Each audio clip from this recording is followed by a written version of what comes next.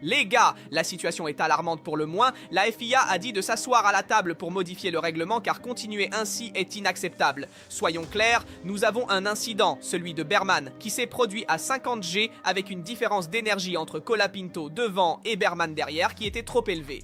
Et puis nous avons des dépassements artificiels qui se font sur la piste où l'un dépasse parce que l'autre a la batterie déchargée et vice versa. Au cours du tour, en somme, c'est une situation inacceptable. Ce n'est pas amusant pour nous les fans, ce n'est pas amusant pour les pilotes eux-mêmes.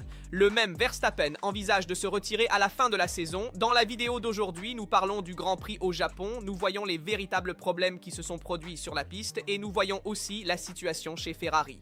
Cela dit, commençons tout de suite. Il y a une image qui reste gravée dans l'esprit de ceux qui ont regardé le Grand Prix au Japon, pas le podium, pas la victoire, c'est Oliver Berman qui sort en boitant de l'habitacle de sa AS. Alors que les commissaires s'approchent et que le mur de protection porte encore les marques de ce qui est enregistré dans les données de la FIA comme un impact de 50 G.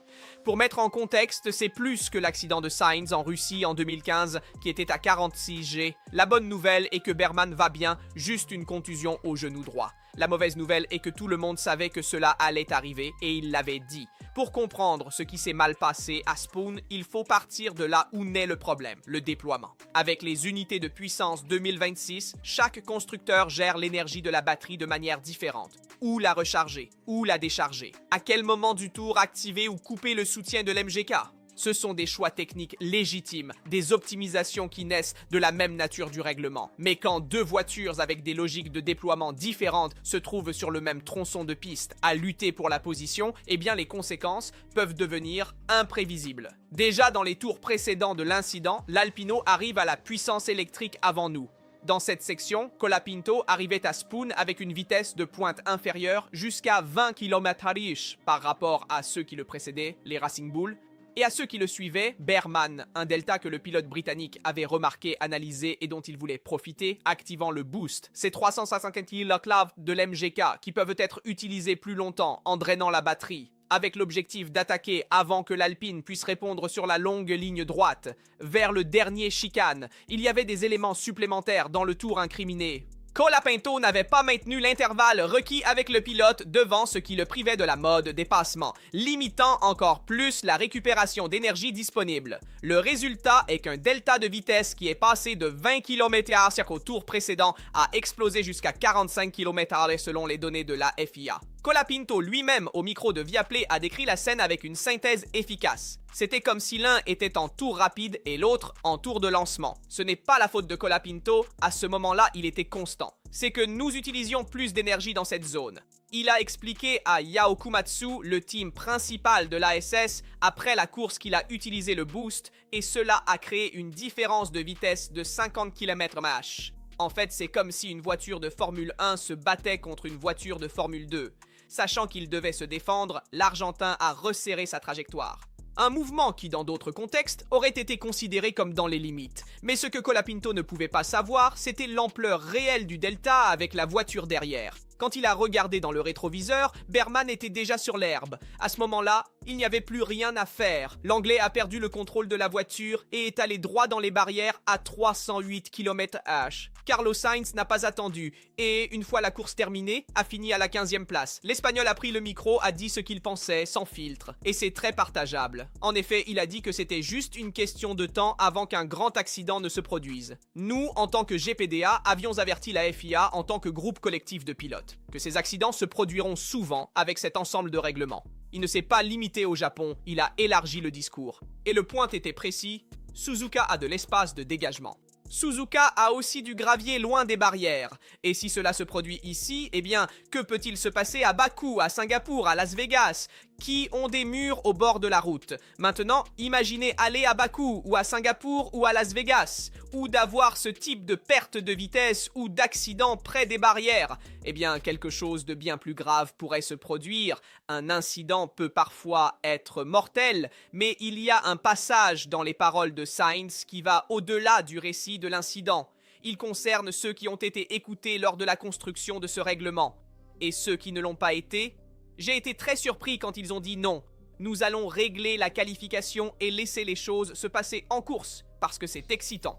En tant que pilote, nous avons été extrêmement clairs en disant que le problème n'est pas seulement la qualification, mais aussi la course. Et puis, la phrase la plus dure, c'est le problème quand on n'écoute que les équipes. Ils penseront que les courses se passent bien parce qu'ils s'amusent peut-être à les regarder à la télé, mais du point de vue d'un pilote, quand tu cours et que tu réalises qu'il peut y avoir 50 personnes qui ne trouvent pas de différence de vitesse. Ce n'est en réalité pas courir. Berman, de son côté, a été mesuré mais direct. J'ai eu l'impression qu'on ne m'a pas donné assez d'espace. Nous, en tant que pilotes, avions averti la FIA de ce qui aurait pu se passer et cela a été le malheureux résultat.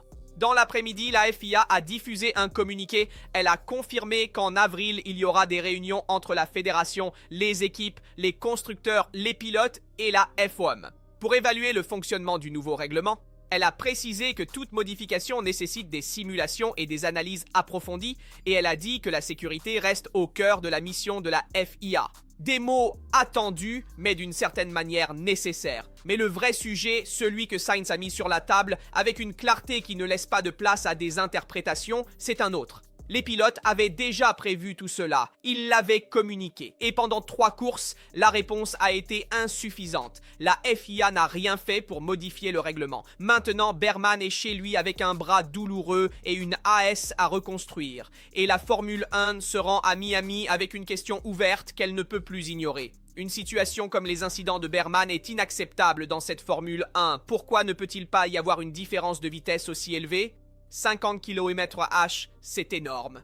Et puis, ils ne permettent pas à la voiture devant de se défendre. Et ils ne permettent pas à la voiture derrière de dépasser en toute sécurité. Et nous n'avons pas seulement un problème de sécurité.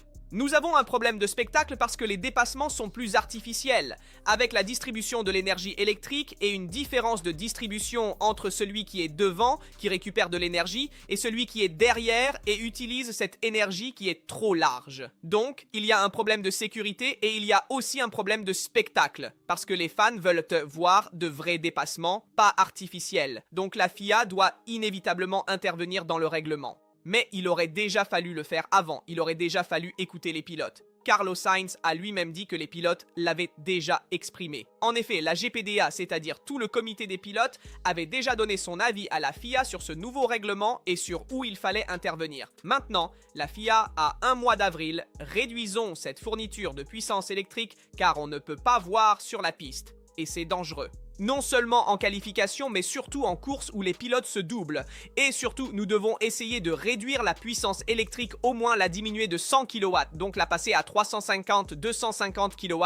Si vous me demandez quoi faire, j'abolirai la puissance électrique car je voudrais voir de véritables dépassements sans l'utilisation du boost. Dans cette Formule 1, cela tue le spectacle. Disons-le clairement. Alonso a également dit la même chose, qu'il a commencé à dire que cette Formule 1 n'est plus la vraie. Ce n'est pas celle qu'il y avait il y a 20 ans. 30 ans, Verstappen a fait un geste en saluant Gasly avec l'Alpine, parce qu'il le voyait déjà le dépasser, et il se faisait dépasser dans un virage ou dans l'autre, il n'arrivait pas à réaliser un dépassement qui était ensuite redoublé dans la ligne droite suivante. Parce qu'il rechargeait la batterie en somme, attention, Verstappen a également menacé de quitter la Formule 1 à la fin de la saison, parce qu'il ne s'amuse pas. Et il dit quel sens cela a de continuer. Je me consacre à ma famille. Je me consacre aux choses les plus importantes pour moi. Celles qui me font me sentir bien. Et Verstappen a raison là-dessus aussi. Oui, il fait un peu le pleurnichard dans le sens où il se plaint, mais je comprends son point de vue. Nous n'aimons pas cette Formule 1. Et lui non plus. Qui y court ? En fait, Max Verstappen a terminé le Grand Prix du Japon à la 8e place, derrière l'Alpine de Gasly. 3 courses et 3 résultats en dehors du top 5. La dernière fois que cela s'est produit, c'était il y a 9 ans. La Red Bull a glissé dans le midfield, dans l'équipe du milieu, et avec elle, le quadruple champion du monde. Il se retrouve à lutter pour des positions qu'il n'a jamais voulu et dû défendre. Mais ce n'est pas tant le résultat qui fait les nouvelles. C'est ce que Verstappen a dit après. La vie continue. La vie n'est pas seulement la Formule 1. Il y a beaucoup d'autres choses que l'on peut faire. Et encore la BBC a dit... Je peux accepter d'arriver 7e, 8e, mais il n'est pas naturel de ne pas profiter de tout ce qui en découle. On arrive à un point où, tout simplement, ce n'est pas ce que je veux faire. Les mots sont lourds, et les médias néerlandais les ont interprétés comme un signal concret. Pendant la pause, Verstappen pourrait envisager de se retirer de la Formule 1. Ce n'est pas une question de contrat, ce n'est pas une question d'argent. Lui-même l'a précisé. C'est une question de plaisir. de ce qu'il ressent quand il s'assoit dans la voiture. J'ai beaucoup d'autres projets qui me passionnent. Les courses GT3, pas seulement en tant que pilote, mais aussi avec l'équipe. Et si je devais en rester là, cela ne signifierait pas que je ne ferais rien d'autre.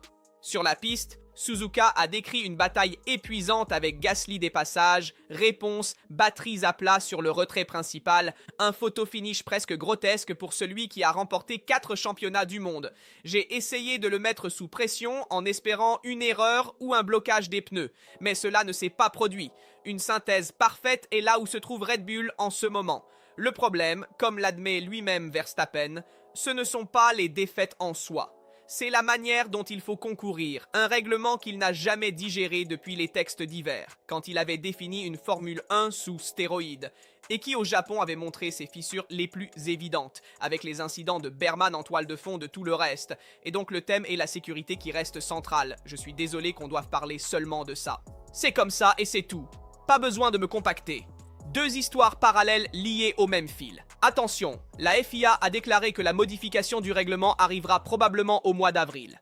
En effet, il y a 1 mois de pause avant la course à Miami. Et même Carlos Sainz a dit que la FIA discutera avec les pilotes sur la façon de modifier le règlement pendant la pause d'avril. Et il faut le faire car sinon, le public cesse aussi de regarder la Formule 1. Cela devient ainsi artificiel. Et si peu sûr même pour les pilotes eux-mêmes. Il faut discuter du déploiement, mais aussi du thème du super clipping et de la récupération de la vitesse. Les différences de vitesse naissent quand une voiture a encore M2K actif et l'autre ne l'a pas. Ce sont des paramètres modifiables qui ont déjà été intégrés dans le texte réglementaire, justement pour permettre des interventions en cours d'œuvre. Maintenant, il s'agit de comprendre si et où les utiliser. Mais parlons maintenant de la course en elle-même. En effet, Ferrari a rencontré des difficultés à recharger la batterie. Nous avons vu une Ferrari qui s'est battue pour le podium, sûrement en ligne avec McLaren. Pas supérieure à Piastri, mais supérieure à Norris. Nous avons vu un Hamilton qui a rencontré plus de problèmes avec la recharge de la batterie, tandis que Leclerc s'est mieux habitué à gérer également la batterie. Et donc, nous avons 2 visions différentes si nous voulons de la course. 2 perspectives différentes. Hamilton est un peu plus négatif, Leclerc est un peu plus positif. Cependant, ce n'est certainement pas le scénario que Ferrari souhaite vivre. Vous vivez un moment où il n'a pas assez de puissance pour rivaliser avec tous les motorisés Mercedes elle-même et McLaren comprises. Donc attention, des modifications concernant le moteur vont arriver, mais comme le dit lui-même Vasseur, il faut attendre la période de fenêtre de l'intervention de la duo. Avant de modifier structurellement le moteur, Hamilton veut une nouvelle unité de puissance pour Miami et donc on espère qu'elle pourra être plus compétitive. Cependant, des modifications principalement aérodynamiques arriveront à Miami Waxy, compris la fameuse Alhama Arena, donc l'aile reverse, qui pourrait augmenter un peu la vitesse de pointe de Ferrari. En somme, c'est une course où nous avons vu une lutte serrée entre Leclerc et Hamilton, avec également Russell compris, et aussi Lando Norris et même Oscar Piastri. Au début, nous avons vu de nombreux dépassements, beaucoup d'artificiels, le dépassement de Leclerc, ce qui a été fait sur Hamilton, très beau, ce qui est véridique. Mais c'est une Formule 1 trop énergivore, il faut gérer trop l'énergie disponible, et ça ne nous plaît pas, et Ferrari l'accuse de manière particulière. Hamilton a dit « La course se passe plutôt mal ». À la fin parce que j'étais 3e et j'ai juste commencé à reculer et à perdre des positions. Les paroles de Hamilton ne laissent pas de place à l'interprétation. Le problème selon lui était un seul, la puissance ou plutôt son absence de puissance. J'ai eu un véritable manque de puissance. Surtout dans le 2e relais, mais en réalité, pendant la majeure partie de la course. Dès le début, je n'arrivais pas à suivre le rythme des autres. Justement à cause de ce manque de puissance. Ce qui a vraiment laissé perplexe le Britannique, ce n'est pas tant le résultat en soi que la comparaison avec son coéquipier. Même voiture, même moteur, même week-end. Et pourtant, Leclerc avait plus de vitesse dans les lignes droites. Charles avait aujourd'hui plus de puissance que moi, nous sommes dans la même voiture. Donc je dois comprendre pourquoi. La réponse technique, au moins partielle, vient de l'analyse des données. Dans le 2e relais, lorsque Hamilton a perdu le contact avec Piastri, il a dépassé la seconde de retard qui active le mode dépassement. À partir de ce moment, la possibilité de recharger de l'énergie en profitant du sillage devant a considérablement diminué, rendant la Ferrari de Lewis progressivement plus vulnérable, autant face à Leclerc qu'à Russell et Norris qui l'ont dépassé successivement aux mêmes endroits. Dans le virage 1, le mur Ferrari lui a expliqué par radio ce n'était pas que Leclerc avait plus de puissance en soi, c'était noter que le monégasque rentré sous la seconde pouvait activer le mode dépassement et drainer la batterie plus longtemps, une distinction technique précise mais qui, dans les 10 derniers tours de la course, se traduisait pour Hamilton par la sensation concrète d'être plus lent que tous Leclerc, quant à lui, a terminé avec un podium construit en remontée et avec 2 dépassements que son ingénieur de piste Brian Bozzi, il a célébré en passant de l'anglais à l'italien. Un signal qui n'est pas banal, de combien ils avaient entêté spectaculaire en disant que Leclerc a 2 couilles d'acier, en le disant clairement, ainsi de manière simple, d'abord Hamilton puis Russell. Tous deux à l'extérieur du virage 1, exécution presque impeccable. Pourtant, le monégasque n'était pas complètement satisfait. Je n'ai pas eu de chance avec la voiture de sécurité, parce que je pense que la 2e place était à notre portée. Le pit stop effectué avant la neutralisation causée par l'accident de Berman lui a enlevé la possibilité de revenir avec des pneus frais.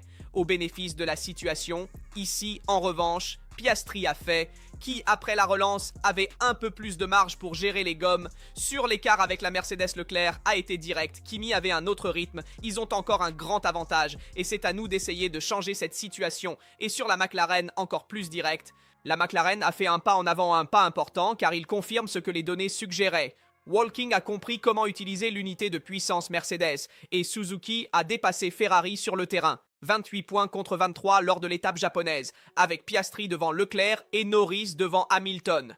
Sur le point faible de la Ferrari SF26, Leclerc ne s'est pas caché. L'unité de puissance est l'élément où nous avons le plus de difficultés par rapport à Mercedes, et là-dessus, il n'y a pas de doute. Mais il n'y a pas que ça, et il n'y a pas que ça est probablement la phrase qui résume le mieux la situation technique de Ferrari, à mi-parcours des 3 premières courses. Bastry, dans son post-briefing de la course, a décliné ce concept sous toutes ses facettes. D'abord, il a voulu clarifier ses paroles le jour précédent, celles sur le nouveau championnat à Miami, qui avait généré quelques malentendus. Quand j'ai dit que ce serait un nouveau championnat à partir de Miami, je voulais dire que tout le monde apportera des mises à jour. Tout le monde aura le temps de travailler sur le logiciel. Et donc, nous verrons un peu aussi les autres qui s'amélioreront. Ce sont de véritables analyses techniques. Le directeur d'équipe a été systématique. Le déficit en ligne droite existe. Et il est presque gelé tant que la duo ne se déclenchera pas. Le mécanisme réglementaire, qui permettra à Ferrari de travailler sur le moteur à combustion interne. Et cela sera dans les 2%. L'écart est la Power Unit Mercedes. À ce sujet, les experts ont déclaré que Ferrari devrait rentrer dans cette fenêtre, et ce serait un passage incontournable pour envisager de réduire l'écart. En effet, il faut le dire sans détour, Maranello peut rivaliser sur des circuits comme Monaco ou Singapour, mais sur les permanents, la situation est différente. Par exemple, à Monza, cela pourrait être très difficile. Entre-temps, Vasseur a indiqué d'autres marges sur lesquelles travailler. Aérodynamique, gestion des pneus, réglage et logiciel de gestion de l'hybride. Sur ce dernier point, un détail significatif émerge. Ferrari a un groupe de travail dédié à la récupération d'énergie, l'harvesting, la stratégie de recharge de la batterie lors du tour, mais l'algorithme qui soutient les décisions des ingénieurs est encore en développement. En somme, Ferrari a du retard dans la récupération d'énergie.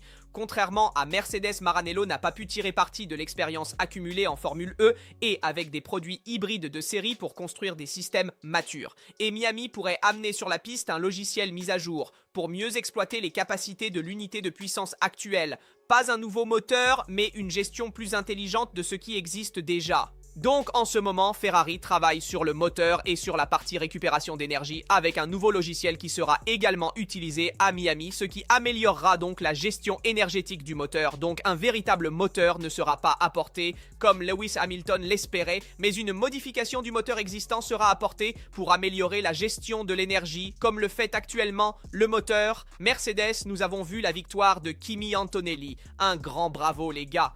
2e victoire consécutive. Et il entre donc dans le livre des grands pilotes qui ont marqué l'histoire de la Formule 1. Et c'est pour la première fois dans l'histoire de la Formule 1, le premier adolescent à mener le championnat, étant premier au classement du championnat des pilotes. En somme, le grand Kimi a fait une course incroyable, il a certainement été aidé par la voiture de sécurité et donc par l'accident de Berman. Mais nous devons dire que lors des derniers tours avec Gomard, il a très bien géré en creusant l'écart et en arrivant à plus de 14 secondes d'avance. En somme, il a fait une grande différence, surtout par rapport à ses coéquipiers. Russell, quant à lui qui est resté, a été malchanceux à cause de la voiture de sécurité, c'est sûr, mais il n'a même pas réussi à se battre pour le podium qui est un peu l'objectif minimum. Si tu as une Mercedes en main, tu dois te battre soit pour la victoire, soit au moins pour le podium, parce que tu ne peux pas faire moins. Bien sûr, la McLaren a beaucoup progressé dans cette course en ce qui concerne le passé où il y a eu un double retrait avant le départ. Et maintenant, ils comprennent mieux l'unité de puissance, ils ont mieux compris le logiciel pour optimiser le moteur Mercedes. Cependant, il est clair que la Mercedes reste supérieure à la McLaren en ce moment.